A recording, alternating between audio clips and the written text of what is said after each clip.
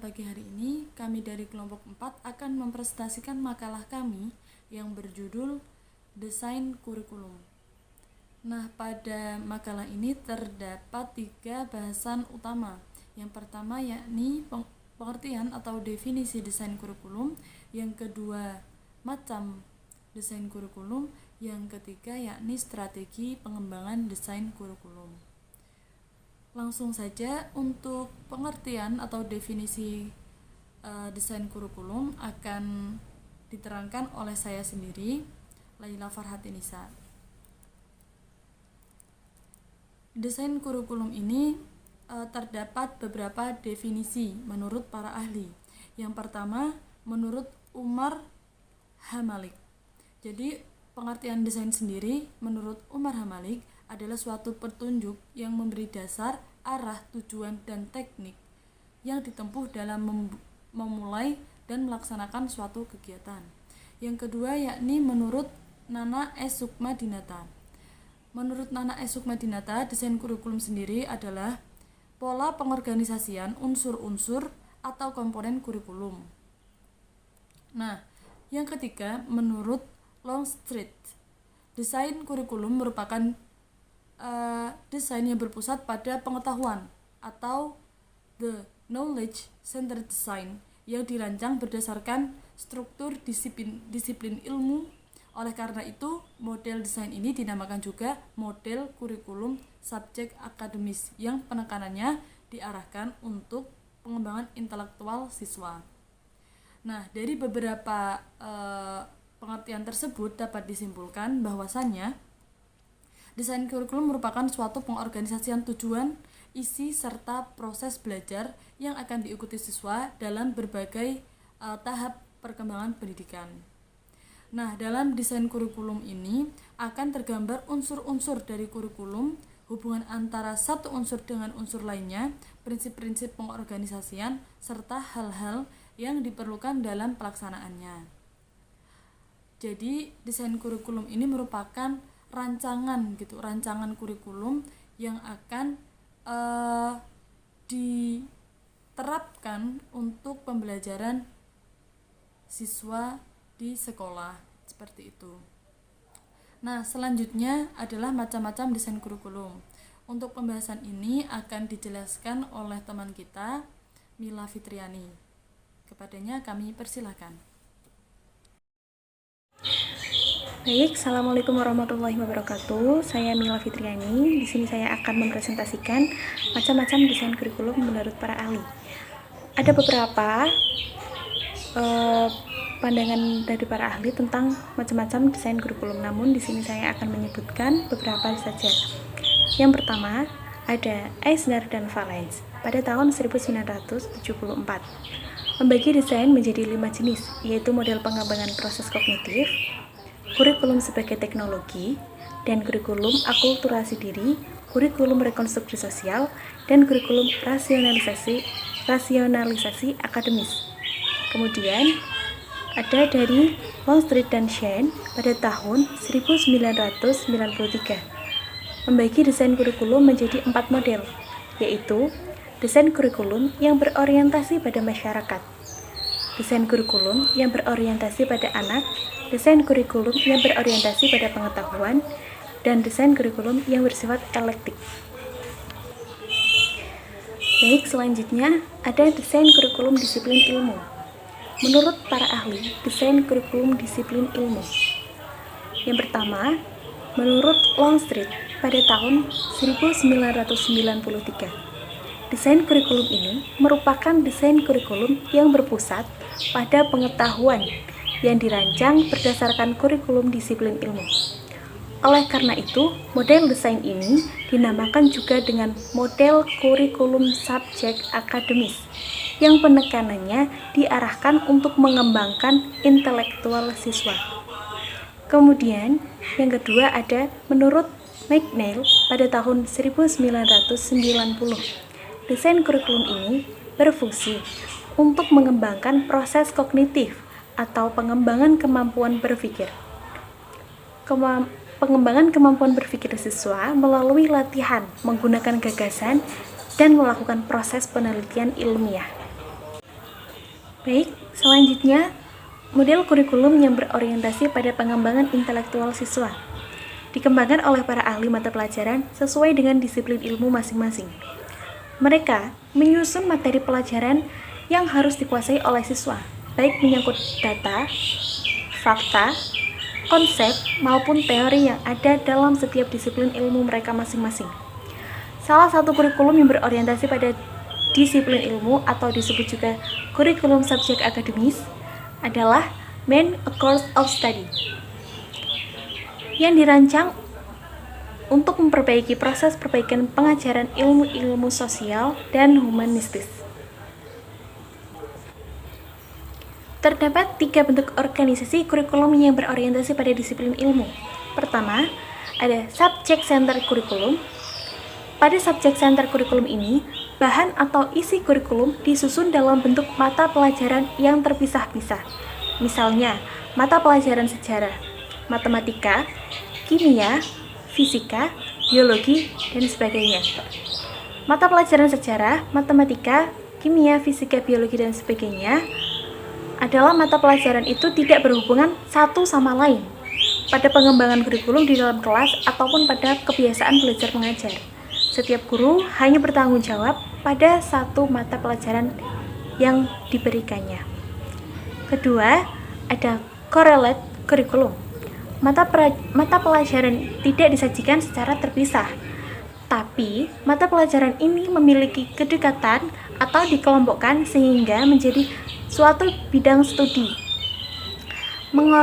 Mengorelasikan bahan atau isi materi kurikulum dapat dilakukan dengan beberapa pendekatan.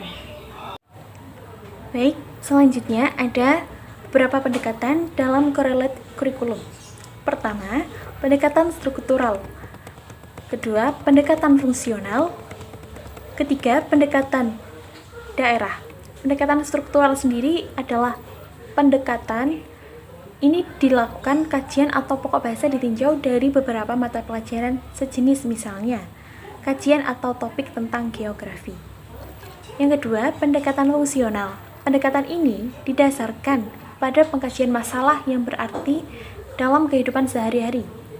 Dengan demikian, suatu topik tidak diambil dari mata pelajaran tertentu, tetapi diambil dari apa yang dirasakan pada anak. Yang ketiga, pendekatan daerah. Pada pendekatan ini, materi pelajaran ditentukan berdasarkan lokasi atau tempat, seperti mengkaji daerah ibu kota ditinjau dari keadaan iklim, sejarah, sosial budaya, ekonomi, dan lain sebagainya. Adapun organisasi kurikulum yang berorientasi pada disiplin ilmu. Yang pertama ada subject centered kurikulum, yang kedua ada correlate kurikulum, dan yang ketiga ada integrate kurikulum. Pada organisasi kurikulum yang menggunakan model integrate tidak lagi menampakkan nama-nama mata pelajaran atau bidang studi. Belajar berangkat dari suatu pokok masalah yang harus dipecahkan. Masalah tersebut kemudian dinamakan unit belajar berdasarkan unit, bukan hanya menghafal sejumlah fakta, kan tetapi juga mencari dan menganalisis fakta sebagai bahan untuk memecahkan masalah. Belajar melalui pemecahan masalah itu diharapkan perkembangan siswa tidak hanya terdapat pada segi intelektual saja, tetapi seluruh aspek seperti sikap, emosi, ataupun keterampilan. Selanjutnya, ada juga desain kurikulum berorientasi pada masyarakat. Rancangan kurikulum yang berorientasi pada masyarakat didasari oleh asumsi bahwa dari sekolah untuk melayani masyarakat. Oleh karena itu, kebutuhan masyarakat harus dijadikan dasar dalam menentukan isi kurikulum. Selanjutnya, setelah desain kurikulum berorientasi pada masyarakat, ada desain kurikulum berorientasi pada siswa. Asumsi yang mendasari desain ini adalah bahwa pendidikan diselenggarakan untuk membantu anak didik. Pendidikan tidak boleh terlepas dari anak didik. Anak didik merupakan manusia yang unik karena berdasarkan hasil penelitian bahwa anak adalah makhluk yang berkembang, yang memiliki minat dan bakat yang beragam. Desain kurikulum yang berorientasi pada anak didik dapat dilihat dari dua perspektif. Yang pertama, perspektif kehidupan anak di masyarakat, the child in society perspective. Dan yang kedua, perspektif psikologis, the psychology curriculum perspective. Selanjutnya, setelah desain kurikulum yang berorientasi pada siswa, ada desain kurikulum teknologi. Teori pendidikan berbasis teknologi pendidikan menjadi sumber untuk pengembangan model kurikulum teknologis, yaitu model kurikulum yang bertujuan memberikan penguasaan kompetensi bagi para peserta didik melalui berbagai teknologi, baik metode pembelajaran atau media pembelajaran, sehingga peserta didik dapat menguasai keterampilan dasar tertentu. Model desain kurikulum teknologi difokuskan kepada efektivitas program, metode, dan bahan yang dianggap dapat mencapai tujuan. Sebagaimana tujuan pembelajaran yang ingin dicapai, maka organisasi bahan pelajaran dalam kurikulum teknologi memiliki ciri-ciri berpatokan kepada rumusan tujuan, materi disusun berjenjang, materi dimulai dari yang sederhana sampai ke yang paling kompleks. Terima kasih untuk Mila Fitriani atas penjelasannya. Kemudian untuk pembahasan sifat-sifat desain kurikulum akan dijelaskan langsung oleh teman kita Muhammad Sahal Mahfud. Kepadanya kami persilahkan. Selanjutnya, sifat-sifat desain kurikulum. Sifat-sifat desain dalam kurikulum ada 10. Yang antara lain yang pertama adalah strategis. Strategis yaitu karena merupakan instrumen yang sangat penting untuk mencapai tujuan suatu pendidikan nasional, yang juga bertujuan agar pembelajaran dapat dicapai secara efektif dan efisien, yang di dalamnya juga berisi suatu rencana, tindakan atau rangkaian kegiatan yang termasuk juga metode dan pemanfaatan berbagai sumber daya kekuatan dalam pendidikan nasional tersebut agar tercapainya pendidikan yang baik. Yang kedua, komprehensif. Komprehensif di sini mencakup keseluruhan aspek kehidupan dan penghidupan masyarakat yang memiliki wawasan yang luas akan sesuatu dan melihatnya dari berbagai aspek sehingga dapat memahami suatu permasalahan secara menyeluruh dan menyelesaikannya dengan baik. Yang ketiga adalah integratif, yang mengintegrasikan rencana yang luas, mencakup perkembangan dimensi kualitas dan kuantitas pendidikan untuk membantu peserta didik atau siswa mengembangkan pemahaman secara mendalam tentang bangunan pengetahuan sistematis, sambil bersamaan melatih keterampilan berpikir kritis mereka. Yang keempat, realistik. Berdasarkan kebutuhan nyata peserta didik dan kebutuhan masyarakat. Yang kelima, humanistik. Menitik beratkan pada pengembangan sumber daya manusia, baik kuantitatif maupun kualitatif. Mengedepankan bagaimana peserta didik mampu mengembangkan potensi dirinya, dan semua komponen pendidikan diarahkan pada terbentuknya peserta didik yang ideal atau manusia yang ideal, yaitu manusia yang mampu mencapai aktualisasi diri. Yang keenam yaitu futuralistik. Futuralistik di sini mengacu jauh ke depan dalam merencanakan masyarakat yang maju. Jadi sifat desain futuralistik di sini, sifat desain kurikulum futuralistik ini dirancang untuk peserta didik di masa depan dengan mempertimbangkan esensi dan fungsi pokok pendidikan dalam pengembangan kualitas sumber daya manusia yang diperlukan untuk kehidupan mereka di masyarakat.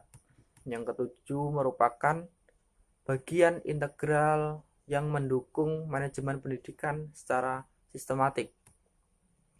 Yang kedelapan, perencanaan kurikulum mengacu pada pengembangan kompetensi sesuai dengan standar nasional. Yang kesembilan, berdesertifikasi untuk melayani keragaman peserta didik. Kemudian yang terakhir adalah bersifat desentralistik, karena dikembangkan oleh daerah sesuai dengan kondisi dan potensi daerah tersebut. Melanjutkan pembahasan dari Sahal Mahfud, sekarang kita memasuki pembahasan strategi pengembangan kurikulum. Menurut Rajoni, strategi ini merupakan pola dan urutan dalam mewujudkan kegiatan belajar mengajar untuk mencapai tujuan yang sudah ditentukan. Nah, strategi ini meliputi 4 langkah. Yang pertama ada instructional objective atau merumuskan tujuan pembelajaran. Yang kedua adalah selection of learning objective atau menyeleksi pengalaman-pengalaman belajar. Yang ketiga, organization of learning experience atau pengorganisasian pengalaman belajar. Yang keempat ada evaluasi. Nah, langsung saja masuk ke poin yang pertama, yaitu merumuskan tujuan pembelajaran atau instructional objective. Nah, terdapat 3 tahap dalam merumuskan tujuan pembelajaran ini. Yang pertama yaitu memahami 3 sumber. Yang pertama itu siswa, yang kedua masyarakat, yang ketiga konten. Nah, tahap yang kedua dari perumusan tujuan pembelajaran ini yaitu merumuskan standar kompetensi. Nah, yang ketiga, tahapan terakhir yaitu merumuskan practice education atau kompetensi dasar. Dari 3 tahapan ini itu merupakan tahap-tahap perumusan tujuan pembelajaran atau strategi yang pertama. Strategi yang kedua yaitu merumuskan dan menyeleksi pengalaman-pengalaman belajar atau selection of learning experience.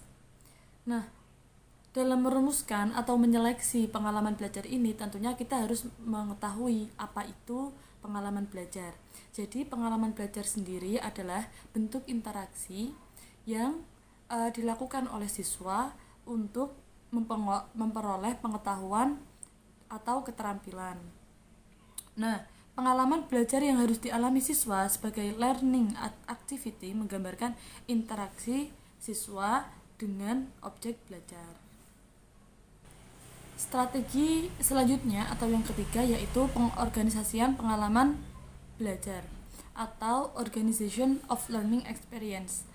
Nah, pengorganisasian ini ditujukan untuk mempermudah anak didik untuk belajar. Dalam pengorganisasian ini erat kaitannya dengan beberapa hal penting, yakni yang pertama teori, kemudian konsep, pandangan tentang pendidikan, perkembangan anak didik, dan kebutuhan masyarakat. Dan strategi atau tahapan yang terakhir yaitu evaluasi kurikulum. Nah, langkah terakhir dalam pengembangan kurikulum adalah evaluasi kurikulum, yang artinya proses yang berkelanjutan di mana data yang terkumpul dan dibuat pertimbangan untuk tujuan memperbaiki sistem. Nah, evaluasi ini sangat esensial dalam pengembangan kurikulum. Evaluasi dirasa sebagai suatu proses pembuatan keputusan, sedangkan riset sebagai proses pengumpulan dan sebagai dasar pengambilan keputusan.